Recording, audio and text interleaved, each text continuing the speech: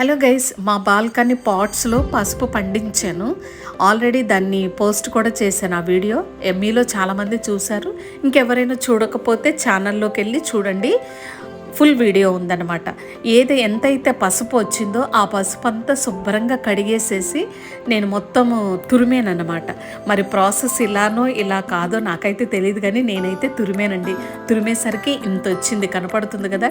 ఇది మొత్తం ఎండలో ఆరపెట్టాను. సమ్మర్ అవటం వలన 1.5 డేలో మొత్తం ఎండిపోయింది. ఎండిపోయేసరికి క్వాంటిటీ కొంచెం లాగా కనిపిస్తుంది. జార్లో వేస్తే హాఫ్ కూడా రాలేదండి.